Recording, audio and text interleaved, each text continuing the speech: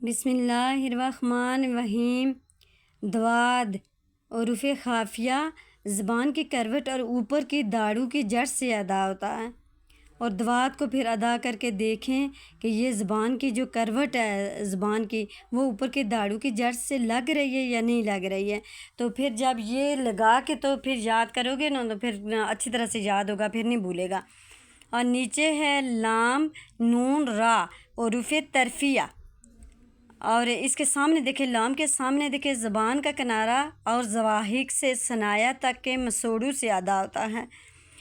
آگے ہے نون، نون کے سامنے نون کا مخرج دیکھیں زبان کا کنارہ اور انایاب سے ثنایا تک کے دانتوں کی جڑوں سے ادا ہوتا ہے۔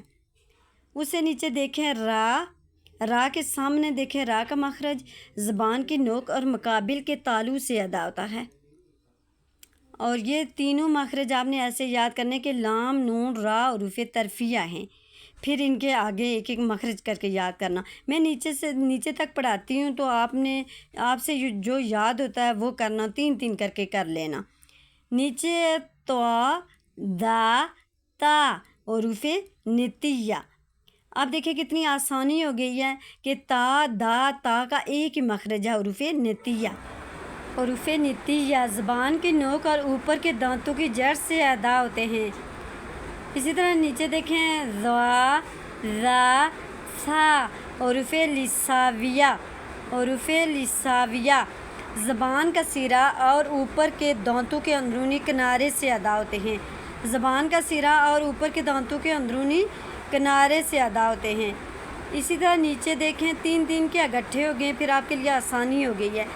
نیچے دیکھیں صاد زا سین حروف صفیریہ، حروف صفیریہ کسے کہتے ہیں؟ سیٹی والے حروف کو، یعنی صا زا سین، ان کو ادا کرتے وقت سیٹی کی آواز بھی آئے، اور آگے یہ دیکھیں لکھا ہوا ہے کہ حروف صفیریہ زبان کی نوک اور دونوں دانتوں کے اندرونی کنارے سے ادا ہوتا ہے۔ اسی طرح ہے فا حروف شفیہ،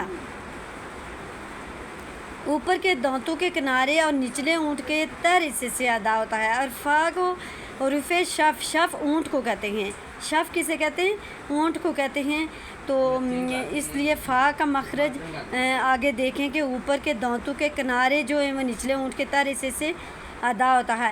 اور اس سے نیچے دیکھیں با میم واؤ، یہ بھی حروف شفیہ ہیں، یہ بھی شف سے ادا ہونے والے حروف کے ہیں، یعنی اونٹوں سے ادا ہونے والے حروف کے ہیں۔ با دونوں اونٹوں کے تر حصے سے، میم دونوں اونٹوں کے خشک حصے سے، اور واؤ دونوں اونٹوں کے گولائی سے ادا ہوتا ہے۔ اور دیکھیں کہ واؤ ادا کرتے وقت اونٹ گول ہوتے ہیں۔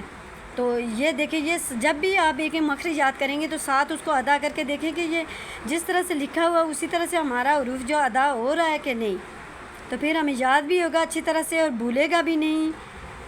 اور نیچے دیکھیں حروف مدہ الف واؤ یا جو فی دہن یعنی منہ کا خلا، اور نیچے خشوم ناک کا بانسا، خشوم کسے کہتے ہیں؟ ناک کا بانسا، یہ غنہ کا مخرج ہے۔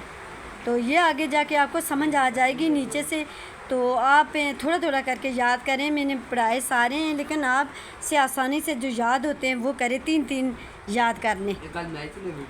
جزاک اللہ۔